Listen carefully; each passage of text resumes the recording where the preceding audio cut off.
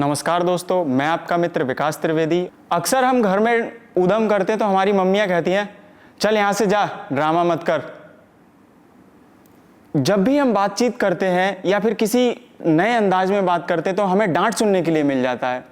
लेकिन क्या आपको पता है, इसके लिए भी बहुत बड़े बड़े मंचों पर भी ड्रामा का मंचन होता है और इसकी पढ़ाई भी होती है।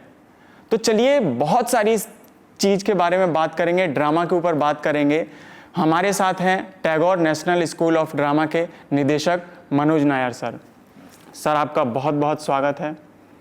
सबसे पहला सवाल बेसिक सा यही है कि जो बच्चे थिएटर करना चाहते हैं उनका पहला कदम क्या होना चाहिए? थिएटर, जैसे कि विकास आपने कहा कि एक्टिंग का शौक़ सबको होता है, नकल करने की इच्छा सबको होती है। बस उसको हम प्रोफेशन में जब आप उसको व्यावसायिकता में जब लेके आते हैं तो उसके लिए हमें एक सही मार्ग ढूंढना पड़ता है। हर इंसान अभिनेता होता है। हम कभी ना कभी अपने रियल लाइफ में सिचुएशन में ऐसा आता है कि हम लोग कभी कभी अभिनय, झूठ, मजाक, किसी की मिमिक्री, किसी की आदत या किसी सिचुएशन को हम रिक्रिएट कर देते हैं, लेकिन वो एक मजाक में चला जाता है। जैसे आप मंच पे करते हो, जैसे आप फिल्म में करते हो, तो आपकी एक जिम्मेदारी बन जाती है, क्योंकि आप किसी कैरेक्टर को पोर्ट्रे करने वाले हो। अगर आप भगत सिंह कर रहे हो, अगर आप गांधी जी कर रहे हो, जो भी एक रोल आप कर रहे हो, तो उसकी स्टडी, उसका ऑब्जर्वेशन, ये सब होता है। इसलिए अभिनय को ट्रेनिंग के साथ हमेशा करना चाहिए, किसी के मार्गदर्शन में करना चाहिए, किसी निर्देशक के साथ एक्टिंग का कोर्स करना चाहिए या किसी स्कूल में, इंस्टीट्यूट में जाके कोर्स करना चाहिए। उससे हमको पता चलता है कि इस सिचुएशन को हमें कैसे हैंडल करना है। सर अगर बच्चा वो थिएटर करना चाहे तो ज़रूरी है, जैसे बचपन में किसी का शौक़ हो जाता है कि मुझे मतलब 7th में हूँ लेकिन थिएटर देख रहा हूँ, मुझे जैसे मम्मी ने ही डांट दिया। मम्मियाँ अक्सर डांटती रहती है, ड्रामा मत कर। ड्रामा मतलब एक डांट में लिया जाता है, हमारे पुराने समय से आज चलती आ रही है। तो मतलब बच्चे को उसमें यार ड्रामा मुझे अच्छा लग रहा है, क्योंकि बच्चे तो आपको पता ही है सर, मतलब कुछ अपना चीज़ ना करके दूसरी की चीज़ नकल करेंगे, उनको ज़्यादा बेहतर लगता है। तो उसी नकल को एक अच्छा डायरेक्शन मिल जाए उसी समय। देखो, दो चीज़ होती है। एक होता है हॉबी, कि बच्चा अगर अभिनय करना चाहता है तो उसको एक नाटक में पार्ट ले सकता है, छोटे मोटे नाटक के जो ग्रुप होते हैं उनमें भाग ले सकता है। लेकिन उसको जो प्रोफेशन बनाता है तो वो फिर उसमें लगातार काम करता है, किसी के मार्गदर्शन में काम करता है, किसी इंस्टीट्यूट में, जैसे Tagore national school of drama, Madhya Pradesh school of drama, अपना Tagore national school of drama, NSD national school of drama, ये सारे और भी हैं, वो सारे स्कूल इंस्टीट्यूट हैं, वहाँ जाके पढ़ता है। और इन सारे इंस्टीट्यूट पर जाने के लिए कम से कम 2-3 साल का आपको एमेच्योर थिएटर का ज्ञान होना चाहिए। और ये ज्ञान होता है किसी न किसी ग्रुप में, किसी दल में, नाट्य दल में आपको वहाँ ज्वाइन करना पड़ता है। 2-3 साल काम करना पड़ता है। शुरू में बहुत ज़्यादा काम नहीं मिलते, क्योंकि आप नए होते हो, क्योंकि वहाँ ऑलरेडी सीनियर्स लोग होते हैं। तो कभी आपको डंडा पकड़ के आप खड़े हो, भाला पकड़ खड़े हो, जिसमें भी ज़रूरी है एक्टिंग करना आना चाहिए, कि सिचुएशन में आप कैसे रहते हो, उस माहौल में आप कैसे रहते हो, वो भी कठिन होता है। उससे पहले कई नाट्य दलों में ऐसा होता है कि आप झाड़ू मारिए, आप चाय लेके आइए, आप जो मेन कैरेक्टर हैं उनके लिए प्राउंटिंग कीजिए, डायलॉग्स पढ़िए। तो ऐसे बहुत छोटे छोटे काम करके ही हम इसके अंदर आगे बढ़ते हैं। और दूसरी बात, कोई भी फील्ड, जैसे घर वाले इसको इनसिक्योर मानते हैं, है ना, पेरेंट्स लोग इनसिक्योर मानते हैं, यार इसमें क्या बनेगा आगे। मैं बोलता हूँ कितने इंजीनियर करके कहते हैं क्या करते हो, ड्रामा करते हो। ठीक है, ड्रामा तो करते हो, और क्या करते हो? तो एक्चुअली उसको एक व्यवसाय के रूप में एक अपना प्रोफाइल बनाते हैं हम अपना, उसको उस रूप में नहीं लिया गया है। उसको हमेशा एक शौक़ के रूप में ही लिया गया है। शौक़ में कुछ आगे बढ़ गया तो बढ़ गया। लेकिन आज स्कूल्स वगैरह में बहुत सारी ऐसी पोस्ट हैं जहाँ पे टीचर्स को लिया जाता है, वो बच्चों को ड्रामा पढ़ाए। दूसरा, बहुत सारे OTT प्लेटफॉर्म, पहले से फिल्म होती थी या ड्रामा होता था, अब OTT प्लेटफॉर्म्स आ गए हैं। तमाम, मतलब 100-150 दिन भर में बन रहे हैं। मतलब इतना ज़्यादा मुंबई में, पूरे इंडिया में, पूरे वर्ल्ड में ये क्या कहते हैं, कौन सीरीज़, वेब सीरीज़ बन रही है। उन सब में लोगों को काम मिल रहा है। तो अभी काम ज़्यादा, एक्टर्स कम है। बस अच्छे लोगों को अच्छी जगह पहुँचना जो हो नहीं पा रहा है, वही चैनलाइज करना पड़ता है। उसी लॉबी में आपको आना पड़ता है। आप जब इस फील्ड में आ जाते हो तो आपको पता लगता है कि कहाँ शूट हो रहा है, किस तरीके का काम चाहिए, और लोग, दूसरे एक्टर्स भी मदद करते हैं। तो अभी करीब अच्छा खासा काम चल रहा है। इसमें अब ये नहीं बोल सकते कि हाँ आपके ऊपर है, हर आदमी MBBS करके निकलता है, लेकिन हम भोपाल के चुनिंदा डॉक्टरों को ही जानते हैं कि सारे MBBS को वो कहाँ चले गए। तो आपकी अपनी क्रिएटिविटी होती है, आपके काम करने का नज़रिया और तरीका होता है, जिससे वो आपको विशेष बनाता है। वो आप इंजीनियर हो, वो आप किसान हो, वो डॉक्टर हो, वो टीचर हो, आपका क्रिएटिव पार्ट जो है वही आपको एक अलग रास्ता देता है। तो ये क्रिएट कहते हैं ना, कभी कभी बहुत बड़ा कैमरा होना ज़रूरी नहीं है, छोटे से मोबाइल से भी आप फिल्म बना सकते हो। लेकिन आपका विजन क्या है? अब जिसको आता ही नहीं है कैमरा चलाना, उसका बड़ा महंगा करोड़ों का कैमरा दे दो, वो काम नहीं करेगा। वहीं जिसको नहीं है उसका कैमरा, लेकिन उसका विजन, उसका थॉट, उसका जो देखना चाहता है वो अगर दिखा पा रहा है, क्वालिटी शायद ख़राब होगी लेकिन लोगों तक पहुंचेगी। तो डिपेंड करता है क्रिएटिविटी। तो थिएटर एक क्रिएटिविटी पैदा करता है। मैं ये नहीं बोलता कि हमेशा मंच पे आने के लिए ही थिएटर करना चाहिए। जो दूसरे व्यवसाय में है, जो दूसरे काम कर रहे हैं, उनको भी महीने में, साल में एक बार थिएटर ज़रूर करना चाहिए। अभी हमने सर इंटरव्यूज़ भी देखे काफ़ी, पंकज त्रिपाठी के, बोलते हैं कि मुझे फिल्मों में उतना मज़ा नहीं आता जितना थिएटर में मज़ा आता था। इसके पीछे कारण है, वो सही बोल रहे हैं, सभी बोलते हैं ऐसा। क्योंकि जब आप एक्ट करते हो तो आपको 3-4 कैमरा के पीछे खड़े हुए लोग ही ताली बजाते हैं। दूसरी बात, एक सिलसिले के साथ शूट नहीं होता। आज आपका जन्म का ले लिया, कल आपका मरने का ले लिया, बीच में आपका ऑफिस का ले लिया, ऐसे कट टू कट, तो आप एक रिलेशन नहीं बना पाते कैरेक्टर के साथ। लेकिन जब मंच पे होता है तो रिलेशन बनता है, एक्टर जर्नी करता है, वो जर्नी के साथ ऑडियंस का रिस्पॉन्स मिलता है, और जब रिस्पॉन्स मिलता है तो उसकी वो जिसने जो प्लान किया था एक्टिंग में, वो और उसी टाइम इन्हांस करता है। फिक्स नहीं होता ना एक्टिंग। आज मेरे को कितना हंसना है, आज मुझे कितनी ताकत से बोलना है, लेकिन आज ऑडियंस मुझे रिस्पॉन्स कर रही है, आज मुझे सपोर्ट कर रही है, तो मेरा उतना ही ताकत से पूरे नाट्य दल की एनर्जी ऊपर जाती है। तो ये लाइव होना, जो लाइव होने का जो अभिनय होता है ना, वो हर कितना भी आपने कैमरे में किया हो, कितने फिल्मों में किया हो, लेकिन जैसे आप लाइव करते हो उसका मज़ा ही अलग है। इसलिए वो लोग छोड़ते नहीं हैं। अपने आप को मांझने के लिए नहीं करते, वो सुकून के लिए करते हैं कि जो ऑडियंस उनको मिलती है। मांझना क्या है, वो तो मन चुके हैं, वो काम कर रहे हैं, हर जगह अलग अलग कैरेक्टर करना है उनको, लेकिन वो जो थिएटर करते हैं उसमें एक सुकून मिलता है। और थिएटर अपने आप में एक बहुत बड़ा एक सिस्टम है ना, अपने आप में एक व्यवसाय है, एक अलग एक जगह है काम करने की, जहाँ पे ऐसा नहीं कि वो सीडी नहीं है। लोग बोलते हैं कि सीडी है कि थिएटर करो फिर फिल्म में जाओ, ऐसा नहीं है। लोग थिएटर करते करते ही निकल जाते हैं, उन्हें थिएटर मज़ा आ रहा है। कुछ लोग डायरेक्ट फिल्म में पहुँच जाते हैं। हमें कई ऐसे लड़के मिलते हैं, मैं सोचता हूँ अरे यार ये तो मैथ्स पढ़ता था, ये अचानक फिल्म में कैसे आ गया? क्योंकि उसका वो गोल था। सपना ये नहीं होता कि आप कहाँ जा रहे हो, सपना ये होता है कि आप कैसे कर रहे हो, किस तरीके से कर रहे हो। आपके एक अभिनय से, आपके अप्रोच से 2 लोग प्रभावित हो रहे हैं कि नहीं हो रहे?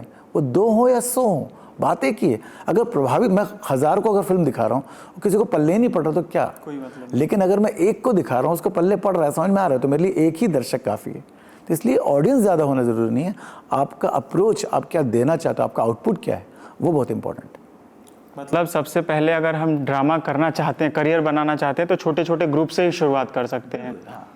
दो अच्छा बात है ना, करियर है ना, करियर थिएटर में भी है, फिल्म में भी है, और बोथ दोनों में भी है। कुछ लोग क्या थिएटर करते हैं, अचानक एक फिल्म मिलती है, फिल्म कर लिया, पैसा कमा लिया, वापस फिर थिएटर कर रहे हैं, तो वो दोनों जगह अपना करियर है। लेकिन सर अक्सर ये मतलब देखा जाता है और देख भी रहे हैं अभी समाज में, और जितने बच्चे पढ़ रहे हैं उनका दिमाग बिल्कुल सेट है कि मैं अभी थिएटर कर रहा हूँ, फिल्म में मतलब मुझे जाना चलेगा, बहुत वो भी चलेगा। देखो क्या है, हर आदमी को फेम और पैसा तो चाहिए।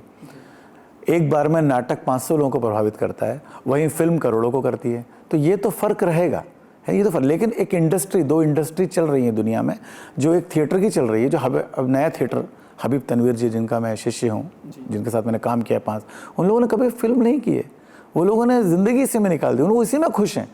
बात ये कि अब जैसे कभी एक IT बाबा जी आए हैं, वो 1.5 लाख 2 लाख का पैकेज छोड़ के क्यों चले गए कुंभ, उनकी बात नहीं कर रहे थे। बहुत से लोग हैं जो पैसा छोड़कर खुशी कहीं और ढूंढते हैं, तो फाइनली खुशी है। 3 लाख देख के मैं आप में सुई चुबाता रहूँ तो आप थोड़ा उससे पसंद करोगे। आपको जो अच्छा लगता है उसमें आपको 10,000 भी मिलता है, आपको मज़ा आएगा। तो कुल मिला के खुशी कहाँ मिल रही है, प्रसन्नता कहाँ मिल रही है? अगर आपको थिएटर मिल रही है तो कोई ज़रूरी नहीं फिल्म में जाने की। अक्सर लोग फिल्म में जाते हैं दूसरों को दिखाने के लिए, कह रहा है मेरे पड़ोसी को दिखाना है कि देखो थिएटर बुरा नहीं है, इसलिए फिल्म कर लेता हूँ। अधिकतर लोग मिलाते भी ऐसे, जैसे मैं एक फिल्म की है, शायद मैंने 1 या 2 फिल्म की है छोटी छोटी, लेकिन फिर भी, और मैंने नाटक शायद 50 किए हैं, लेकिन जब मेरा इंट्रोडक्शन किया जाता है तो फलानी फिल्म का नाम लेके दिया जाता है, उस फिल्म में उन्होंने किया था। मैं बोलता नहीं भाई साहब, मैंने 50 नाटक भी किए हैं, उसके बारे में आप बताइए, क्योंकि वो फिल्म तो देख लेंगे, लेकिन नाटक उनको देखने के लिए दोबारा मेरे पास आना पड़ेगा, क्योंकि नाटक हमेशा फ्रेश होता है। इसलिए इसको मराठी में या इसको प्रयोग बोलते हैं, एक्सपेरिमेंट बोलते हैं। नाटक आज जैसा हुआ कल वैसा नहीं होगा, लेकिन शोले पिक्चर आज देखो कल देखो वैसे ही होगी। तो ये फ़र्क है, नाटक बदलता रहता है। नाटक उम्र के साथ, कलाकार के साथ, सिचुएशन के साथ स्क्रिप्ट बदलती रहती है उसकी, आज हमने इसमें हिरोशिमा की बात कर दी तो कल हमने उस नाटक में कोरोना की बात कर दी या उसकी किसी और त्रासदी की बात कर दी। तो नाटक फिक्स नहीं होता, जो लिखा हुआ तो फिक्स है, लेकिन जब अभिनय करते हो तो बदलता है, लेकिन फिल्म नहीं बदल सकती। एक बार शूट कर लिया तो दोबारा रीशूट नहीं कर पाते कभी कभी, उसी सिचुएशन में जाके कोई पेड़ बढ़ चुका है वहाँ पे, पत्थर टूट चुका है वहाँ पे, लोग वैसे नहीं है, बदल जाता है। नाटक ऐसा नहीं है। नाटक क्योंकि उस समय लोग वही देख रहे हैं, उससे पहले का नाटक देखा ही नहीं उन्होंने, आज देख रहे हैं, तो उनके लिए आज नया है, कल जो 5 साल बाद देखेंगे उनके लिए वो नया होगा। तो दोनों में बहुत ज़मीन आसमान का फ़र्क है, वो फ़र्क अलग ही है बिल्कुल। वो अगर जानता है उसको इस बात का मलाल नहीं होगा कि मुझे थिएटर करना चाहिए, फिल्म। कुल मिला के खुशी, किसी को कैमरे के सामने खूब मज़ा आता अभिनय करने में, कट सुनने में और अचानक कैरेक्टर को बनाने में, और थिएटर उसको कैरी करता है, उसको मज़ा आता है लाइव करने में, ऑडियंस का रिएक्शन सुनने में उसको मज़ा आता है। और जब भी एक शो होता है ना, जैसे नसीरुद्दीन शाह भी एक शो करते हैं और एक फिल्म करते हैं, नाटक करने के बाद जो एंड होता है, जो ऑडियंस ताली बजाती है, वो जो एक बहुत बड़ी प्रोसेस से गुजरते हैं, वो जब ख़त्म होता है ना, उस समय वो ये नहीं सोचते अरे यार इसके बाद मुझे 3 लाख मिलने वाला है। उनकी खुशी वो नहीं है, वो जो उस समय मिल रहा है उनको एज एक्टर, उसका तो कोई मूल्य नहीं है। उस मूल्य के लिए, उस रिएक्शन के लिए, उस पल को जीने के लिए लोग लाइव थिएटर कभी कभी करते हैं, जो बड़े लोग ऑलरेडी है ना थिएटर का फिल्म कर रहे हैं। लेकिन दोनों एक अलग अलग इंडस्ट्री है ना, पर कई सालों से लोग सिर्फ थिएटर कर रहे हैं, फिल्म नहीं कर रहे। अच्छा बुरा नहीं है फिल्म करना, मैं ये भी नहीं बोल रहा, आपकी चॉइस है, आपको खुशी कहाँ मिल रही है, पर दोनों एक दूसरे के सीढ़ियाँ नहीं हैं, है ना, दोनों अलग अलग, बहुत अलग अलग है। क्योंकि फिल्म के अंदर का अभिनय ज़रूर अलग हो सकता है, थिएटर, दोनों में ट्रेनिंग की ज़रूरत है। थिएटर वाला फिल्म में आता है तो वो लाउड नहीं होता क्योंकि उसको वहाँ पे डबिंग मिल जाती है, माइक मिल जाता है, और हमारा थिएटर वाला जो वहाँ जाता है तो वो लाउड कर देता है, बोलते भाई साहब धीरे बोलो, हम माइक लगा देंगे, हम ये लगा देंगे। तो ये छोटे छोटे फ़र्क है, ये 1-2 बार करने के बाद पता चल जाता है। लेकिन सर जब हम देखते हैं पीछे की ओर जब जाते हैं तो पहले थिएटर ही शुरू हुआ, फिर बाद में फिल्में आई। लेकिन अभी टेक्नोलॉजी के टाइम में वेब सीरीज़ अभी आपने बात करी, क्या आपको लगता है कि आने वाले समय में थिएटर बहुत कम हो जाएगा? देखो फिल्मों के अकॉर्डिंग तो हो ही रहा है, मतलब मुझे बिल्कुल जी। मैं हमेशा ये एग्जांपल देता हूँ कि एक HD क्वालिटी का टीवी है, उसमें एक सेब दिख रहा है आपको, सेब का रंग, और हाई क्वालिटी क्या होती है, उससे हाई क्वालिटी जो भी डबल के ट्रिपल के जो भी है, उसमें और सेब अच्छा लग रहा है, दोनों सेब खतरनाक लग रहा है। सर और कौन सा आजकल कौन से हम उस पर जा रहे हैं, HD क्वालिटी के अलावा और कौन सा 4K, कितने भी 4K पे चले जाएं, आपको सेब और क्लियर होता जा रहा है ना, आपका सेब क्लियर होता जा रहा है, पर उस सेब को आप खा सकते हो, चख सकते हो, खुशबू आ सकती है नहीं, वो असली के सेब से आएगी। जब ऐसा फिर तो लोग सेब तो HD में देख लेंगे, 4K में देख लेंगे, असली सेब को चबाना पड़ेगा, छूना पड़ेगा, खुशबू सूंघना पड़ेगा, पेट भरना पड़ेगा। ये है लाइव, और लाइव ऐसे में कभी ख़त्म नहीं होगा, उसका मज़ा हमेशा रहेगा। और आपको फिर से बता दूं, नाटक का जो इतिहास है वो 2000-3000 साल पुराना है, जो प्रमाणित है जी। और अभी ये 100 साल पहले आई फिल्म कैसे डोमिनेट कर सकती है? बहुत सारी चीज़ें आ चुकी है इस बीच, सर्कस आ चुका है, जमुरे का खेल आ चुका है, टीवी आ चुका है, नाटक आज भी चल रहा है। क्यों? कितना भी 4K आ जाए, सेब का टेस्ट लेने के लिए छूना पड़ेगा, जो आप वर्चुअल भी छूओगे तो नहीं छू पाओगे, वर्चुअल में भी कोई टेस्ट नहीं आ पाएगा। तो इसलिए ये कभी ख़त्म नहीं होगा। लोग एंटरटेनमेंट करने के लिए नाटक नहीं देखते, नाटक एक अपनी एक परंपरा है, नाटक में अपनी एक ताकत है जो बदल देता है। क्यों नुक्कड़ नाटक बदलता है चीज़ों को, क्यों आज भी नुक्कड़ नाटक की ज़रूरत पड़ रही है?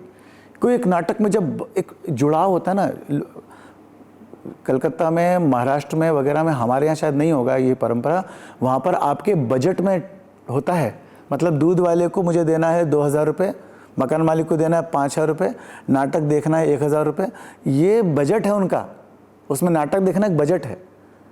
तो वो एक परंपरा, तो वो अभी भी है वहाँ पर। लोग नाटक, कलकत्ता में जाइए आप, मतलब मंचों की कमी पड़ जाती है, नाटक कितने हो रहे हैं वहाँ पे। अभी हमारे शहीद भवन आप देखिए, एक दिन आपको खाली नहीं मिलेगा, 2 महीने लगातार शो है। क्या टीवी कमी है हमारे पास, घर घर में टीवी है। फिल्म की भी देखिए आप, घर घर में OTT फिल्म आ गया है, लेकिन क्या थिएटर्स में फिल्म नहीं आ रही है? क्यों देखना चाहते हैं उस साउंड को लोग? क्योंकि उस साउंड को महसूस करना चाहते हैं, उस 3D को महसूस करना चाहते हैं। वैसे ही लाइव को महसूस करने वाले भी लोग हैं, सामने देखकर रिएक्ट करने वाला, ट्रैवल करना चाहता है वो। मतलब फिल्म और थिएटर में यही चीज़ है। अंतर क्या है बता रहा हूँ आपको मैं। फिल्म जो है वो आपको पॉपकॉर्न देखकर टेलीफोन पे बात करके एक दूसरे से बात करके आप देख सकते हो। आज आसपास वाला आपको चिल्लाएगा नहीं, क्यों? क्योंकि वो इतना साउंड होता है, इतना प्रोजेक्ट होता है उसका कि आपको कोई डिस्टर्ब नहीं करता वहाँ पे। लेकिन जैसे ही नाटक होता है तो सब शांत हो जाते हैं और सबको शांत किया जाता है ना। तो वो यही फ़र्क है, मतलब वहाँ पर आप जो लाइव है वो लाइव है, जो रिकॉर्डेड है, जो रिकॉर्ड चल रहा है वो अलग है। दोनों में, दो चीज़ों में अभी मिक्स आगे बताऊँगा आपको, मिस कर गया जो बताना चाह रहा हूँ आपको मैं।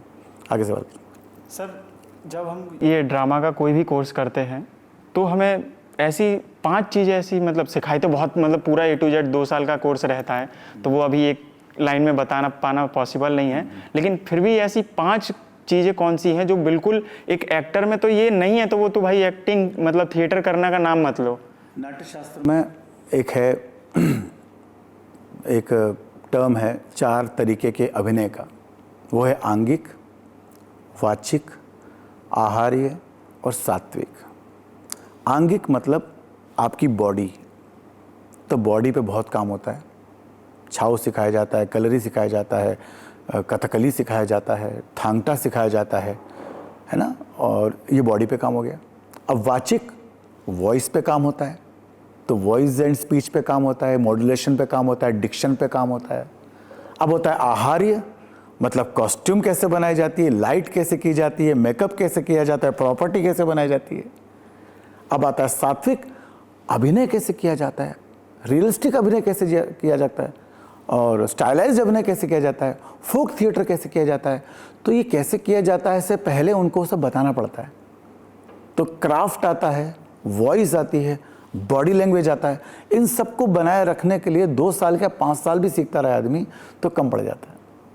इस पे एक चीज़ और मैं लेना चाहूँगा, वॉइस मॉड्यूलेशन पे सर क्या है कि हमारी ऑडियंस जो है वो चाहती है कि मेरी वॉइस थोड़ी अट्रैक्टिव बने, मतलब सभी लोग चाहते हैं कि मैं बोलूं तो लोग सुने, तो कुछ टिप्स दे सकते हैं जिससे मतलब अपने अभी एक ही बार में टिप्स हो गया तो नहीं समझ में आएगा, क्योंकि वही फिर उसका एक्सरसाइज और प्रैक्टिस करनी पड़ती है ना। लेकिन हम कुछ नहीं, जैसे हम जो भी हम, मुझे नाटक का मतलब ये लगता है कि जो अभिनय हम अभी मैं कर रहा हूँ या आप अभी बाहर जाएंगे जो कर रहे हैं, उसी का रिकंस्ट्रक्शन होता है मंच पर। रिकंस्ट्रक्शन मतलब किसी भी सिचुएशन का रिकंस्ट्रक्शन होता है नाटक। आपकी माँ आपसे बोलती हैं कि बेटा घर में आके खाना खाना, बाहर से खा के मत आना, है ना। ये इतने ही पंक्चुएशन के साथ, इतने ही स्ट्रेस के साथ बोलती है, बेटा कितनी बार कहा है बाहर से मत खाया करो, घर में आके खाना चाहिए ना। अब आप अपने माँ से बोला, माँ रिपीट करना इस बात को। बोले क्या? फिर से बोलो। क्या बोलूँ? बोल तो दिया। नहीं फिर से बोलो ना। मुझसे नहीं बोला, बस बाहर से वो नहीं बोल पाएगी वो। यही एक्टर कर लेता है, कहाँ स्ट्रेस लगाना है। अंतर क्या होता है दोनों में, रियल लाइफ में और रियल लाइफ में, मतलब नाटक में क्या फ़र्क है कि रियल लाइफ में इमोशन पहले आते हैं, टेक्स्ट बाद में आता है। जैसे कि आपने मुझे मुक्का मारा, मुझे गुस्सा आया, मारा क्यों, है ना। लेकिन नाटक में क्या होगा, आपको पहले लिखा जाएगा, आपको ये बोलना है मारा क्यों। अच्छा मारा क्यों बोलना है मुझे, ठीक है। क्या होगा इसमें, ये आपको मारेंगे, फिर आपको गुस्से में बोलना है मारा क्यों। तो आपको मारा क्यों मिल गया पहले, एक्शन बाद में दोगे। असली में क्या होता है, आपने देखा होगा कितनी जल्दी गुस्सा आता है, वो सिचुएशन बनती है तब संवाद, और वहाँ पे चीज़ें बनती जाती हैं। तो कहाँ पे आपको चीज़ों को उठाना है, आप मेरी बात ध्यान से क्यों नहीं सुनते हो, है ना। निकलो यहाँ से, क्या है ये, बार बार अंदर आते हैं आप। तो ये जिस तरीके से मैं बोल रहा हूँ, इसके अंदर आपके पीछे एक सबटेक्स्ट चल रहा है कि बार बार अंदर आते हैं, मतलब इससे पहले कई बार आ चुका है आदमी। और किससे बोल रहा हूँ, अब ये कोई बड़ा आदमी, सर आप प्लीज़ बार बार अंदर आ रहे हैं। कोई मुझसे छोटा होगा तो क्या यार इसको निकालो। तो ये जो ग्राफ आ रहा है, तो हर ग्राफ के पीछे कहानी होती है। कभी कभी हम किससे बोलते हैं, आपसे बोलूँगा कि आप शराबी हो, शराबी का रोल करो, तो आप अचानक कह रहे भाई साहब, फिर आप ये पूछते नहीं कि सर आपने पूछा ही नहीं कितने पैक पिया हुआ है। ये तो आपने पूछा ही नहीं। शराबी मतलब ये हो गया, साउथ इंडियन मतलब आई ये हो गया, बंगाली मतलब उड़ी बाबा हो गया। उसके पीछे का उस आदमी की कहानी ढूंढनी पड़ेगी ना। अगर मुझे आज इनकी कहानी करनी है तो इनकी कहानी करने के लिए मुझे इनके बैक पे जाना पड़ेगा। ये जैसा बोलते हैं ऐसा बोल दूंगा तो नकली हो जाएगा। लेकिन इनके पीछे सिचुएशन क्या है, ये कहाँ से दुखी होके आते हैं, कहाँ से खुश होके आते हैं, कौन इन्हें परेशान करता है, किन से ये खुश हैं, इनके साथ प्रॉब्लम क्या है, इन्हें परेशान कौन कर रहा है, ये सारी बातें देखते तो हमारी, जैसे कि मैं बोल रहा हूँ मैं आज दुखी हूँ यार, अब मुझसे बात मत कर, मुझसे बात मत कर। अब एक और होता है यार सुन तुम मत करना यार बात, इसका मतलब बहुत ज़्यादा परेशान है वो। अब एक और होता है कि भाई ये मुझसे बात मत कर यार, बात वही है लेकिन आपका सबटेक्स्ट क्या है, आपके पीछे का, उससे ही हमारा वॉइस उठती है। हमेशा नाटक में एक खास बात ये होती है कि प्रोजेक्ट करना, क्योंकि वो ये बोला जाता है कि आपकी आवाज़ जो है वो पीछे तक पहुँचे, यहाँ तक इनको ज़्यादा शोर ना लगे और पीछे वाले को कम ना लगे। तो वो ज़रूर एक वॉइस की एक्सरसाइज होती है। स्पीच में सांस के साथ काम किया जाता है, बॉडी के साथ काम किया जाता है, रिदम के साथ काम किया जाता है। तो ये सारी चीज़ें करने के बाद जिसके अंदर नहीं है वो आ जाती है, जिसके अंदर पहले से है वो और चीज़ों को समझ जाता है। जैसे नाटक में ये कहा जाता है, चाहे आप जोर जोर से चिल्ला के बोल रहे हैं तो आपको कहा जाता है कि गले से मत चिल्लाओ, नहीं तो गला, हाँ पेट से चिल्लाओ। नेचुरली गले से आप फोर्स जब देते हो, तो मेरे साथ भी होता है कभी कभी मैं गले से ज़्यादा बोल देता हूँ। वो आपको पेट से कैसे बोला जाए? वो टेक्निक है, वो फिर ब्रीदिंग है उसके एक्सरसाइज से। अब वो तो बताएंगे आपको जब वॉइस एंड उसका स्पीच का एक्सरसाइज होगा। जब भी आप बात करते हो पेट से, एक बहुत सी एक्सरसाइज मैंने कल सुनी थी, याद नहीं आ रहा मुझे, वो कल ही मैंने देखी थी। वो उसका आपको जब भी आप पेट से बात करते हो तो आपका पेट अंदर की तरफ जाता है, और जब आप मुंह से बोलते हो तो आपका ही पूरा बॉडी रुकी रहती है। तो जब भी मैंने अच्छे एक्टर को देखा है, जब भी वो बोलते हैं उनका पेट अंदर की तरफ सांस, तो आप ब्रीद लेके जब आप बात करते हो, गले से बात करना मतलब पूरा फोर्स यहाँ लगता है। कई बार ऐसा होता है कि आपका थोड़ी देर बाद खराब हो जाता है। हाँ, तो बात आवाज़ तो यहीं से आ रही है लेकिन ताकत आप यहाँ से लगा रहे हो, यहाँ से ताकत नहीं लगाना, है ना।